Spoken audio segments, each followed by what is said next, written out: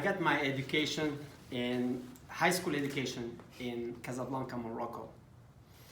There, students are very mischievous. There are those that focus on their academics careers and those who are troublemakers. I was kind of in the middle. I was more of a spectator. One day, a teacher, I remember one day before the teacher came to class, some of naughty students started some chaos, and suddenly it erupted into an uproar. Before I knew it, one of the kids kicked the blackboard and broke it in half. I was shocked to witness such an outrage. Moments later, the teacher entered the classroom and interrupted the madness. He ordered everyone to shut up. He demanded to know who broke the blackboard. I wouldn't dare open my mouth. I did not want to be disloyal to my classmate. The next day, that student was called into the principal's office, but never returned to class again. We knew that he was expelled. I wondered for days who could have ratted him out. Soon enough, the news broke out, and I realized that one of my best friends was in fact the rat. I was shocked. I couldn't believe I could ever trust any of my classmates ever again. After I graduated high school in 1982, I got accepted at USC to study chemistry. By the time I graduated, chemistry was no longer my interest. I got lost in the abstractedness of science. Instead, I wanted something more tangible and concrete. I applied for a master's in engineering. I enrolled in a petroleum engineering class. The class size was very small, about 15 people, 15 students. Most of the students in petroleum engineering classes are Middle Easterners from the Gulf states. The teacher always wore a black suit with a tie to class.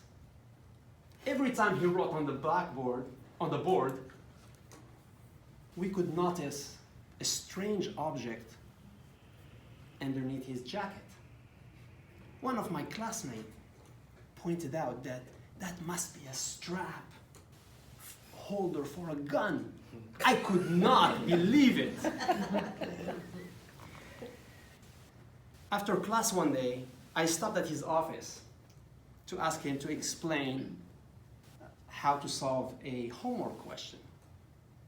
As I entered the office, his desk was piled with paperwork. Hovering over his head was this photo of him with President Bush Sr.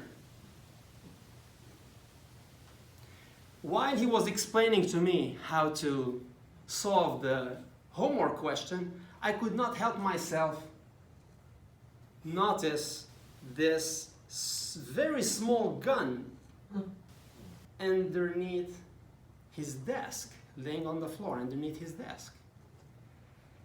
I was very distracted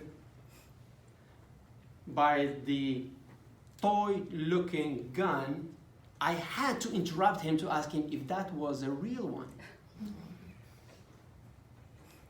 He was very surprised, but very gracious, because he said that he thought he lost it. And he was looking for it, and he was looking for it for days. He explained that the small gun he carries in his pocket for safety. because when he walks to his car alone at night, he uses it for safety. Then he proceeded by reaching out inside his jacket and pulling a much bigger gun along with the police badge, explaining that he was an undercover police officer. Wow. I would have never expected a university professor to be an undercover anything. We sometimes may feel lied to or deceived, but often we have got it all wrong. Sometimes our opinions and perceptions are in fact misinterpretations and misperceptions. What we see isn't always what we get, and things aren't always as they seem. Mr. Toastmaster.